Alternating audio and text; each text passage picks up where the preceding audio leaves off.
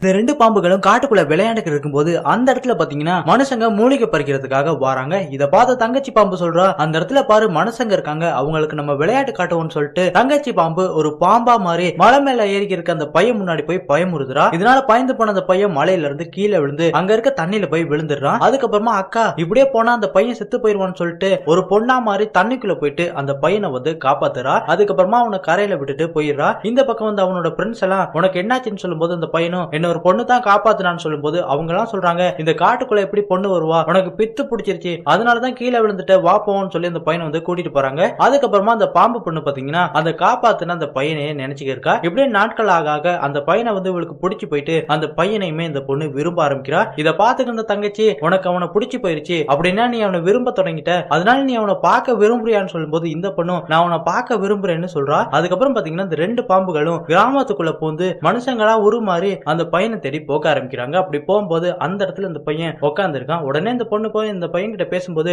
அந்த பையன் இந்த பொண்ணு கிட்ட பேசாம இங்க இருந்து போன்னு சொல்லிட்டு அங்க இருந்து வந்துடுறான். அதுக்கப்புறமா அந்த பொண்ணு பாத்தீங்கன்னா அந்த பையனை போய் கட்டி பிடிக்கிறா. இதை பார்த்து அந்த பையனுக்கு பிடிக்கவே இல்லை. இதனால நீ யாருன்னு சொல்லி இந்த பொண்ணை திட்டும் போது இந்த பொண்ணு சொல்றா உன்னை எனக்கு பிடிச்சிருக்கு, என்ன கல்யாணம் பண்ணிக்கன்னு. அப்ப இந்த பையனும் உன்னை எனக்கு பிடிக்கலன்னு சொல்லும்போது இந்த பொண்ணு மனசொடைஞ்சு எதுக்காக என்ன உனக்கு பிடிக்கலன்னு சொல்லி கேட்கும்போது இந்த பையன் சொல்றான், ஒரு தடவை நான் மலையில இருந்து விழுகும் போது ஒரு பொண்ணு தான் என்ன காப்பாத்தினா, அவளை தான் நான் கல்யாணம் பண்ணிக்குவேன்னு சொல்லும்போது இதை கேட்ட அந்த பொண்ணு ரொம்ப சந்தோஷப்பட்டு அந்த பையனை தண்ணிக்குள்ள தள்ளி விட்டு இவளும் தண்ணிக்குள்ள போய் குதிக்கிறா. இதை பார்த்து அந்த பையனுக்கும் அந்த தண்ணிக்குள்ள காப்பாத்தின பொண்ணு தான் இவன்னு தெரிஞ்சிருது. அதுக்கப்புறம் பாத்தீங்கன்னா அந்த பையனுமே அந்த பொண்ணை வந்து கல்யாணம் பண்ணிக்கிறான்.